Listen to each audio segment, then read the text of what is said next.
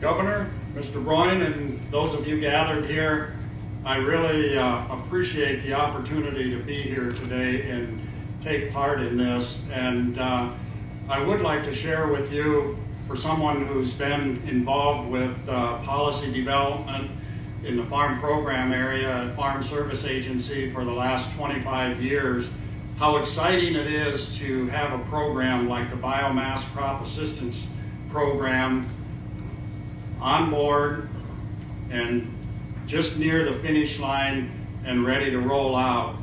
And it wouldn't be where it's at if we didn't have partners like the state of Iowa, who's willing to help invest in facilities such as this, and the farmers that we have in Iowa, and POET, everyone working together. You know, we talk about partnerships, and that's what, when you look around everything here, including the machinery manufacturers, this is a partnership effort that FSA and the Department of Agriculture is very pleased to be a part of, and we couldn't do it without your help. One thing I've learned in the 25 years in Washington is that we can come up with what we think sitting behind our desks in Washington are great programs, but unless they work out here on the ground, for those of you who are farming, who are running that equipment, who are harvesting the crops, they aren't worth the paper that they're written on.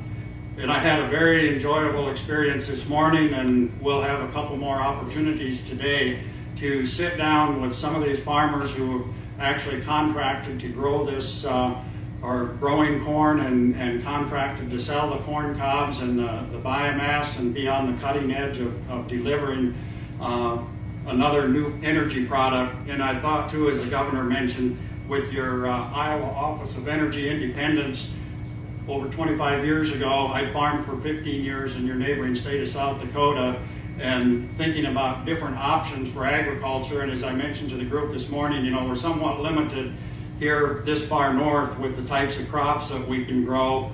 And when you take a crop that we can grow successfully, and I have to admit that you can grow really successfully in Iowa compared to South Dakota, although we're trying to catch up. When you can take a crop like that and utilize even another part of it and do something as important as creating energy, and to the point where whether it's corn cobs, whether it's ethanol, whether it's wind energy, solar energy, the fact that the state of Iowa has an Office of Energy Independence, that alone is exciting when you think about how critical it is that we provide enough energy someday, hopefully, in this country that we can lessen our dependence on foreign oil.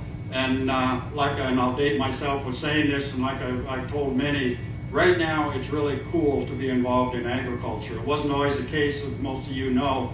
Another thing that was exciting this morning in talking to the group of farmers was the couple of young farmers that were less than half my age who were there, who were part of this exciting process. And this is something that former Governor Vilsack, and now my boss, Secretary Vilsack, is not only deeply interested in, but he's very passionate about, and that's developing rural America, creating jobs, and using alternative energy to do that.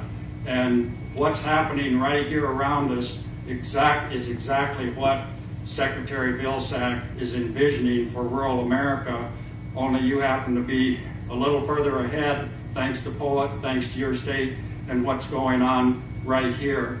And I'll tell you just a couple things about the Biomass Crop Assistance Program.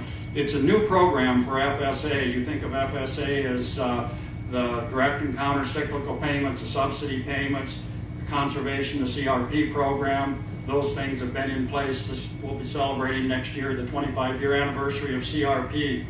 BCAP is a brand new program. We'll be rolling out this part of it, the complete program, hopefully within the next month or two. It's going to be early this fall. We have to get a final rule published in the Federal Register. When that happens, we'll have the procedure in place. We'll have the application forms in place so that the farmers that are interested in delivering biomass, and it's not going to be limited nationwide just to corn cobs, it's any eligible biomass, to an approved biomass conversion facility we'll be able to roll this program out, and many of you here will be able to start participating in that program. And how BCAP is going to work, it provides under the collection, there's two components. The one that we're most interested in right now is the collection, harvest, storage, transportation component of BCAP. And what that will do is provide up to $45 a ton, a dollar for dollar match for biomass that's delivered to an approved biomass conversion facility. And trust me, like I've said before, what's happening here is exactly the type of operation that BCAP was designed for and that will make it successful. And that's why it was very important the Secretary wanted me to come out and especially meet with the farmers and find out in these very final stages, are there any last minute changes we need to make this program work better for the producers, make it work better for the energy industry, and just make it work better overall. And I'll be around all day. I'd love to visit with more of you. I'll be meeting with a few more a little bit later on, but without taking any more time, once again, thank you so much for being here. Thanks to the state of Iowa, for POET, for making this happen and helping make the agriculture as exciting and hopefully good for rural America as it has the potential to be right now. Thank you very much.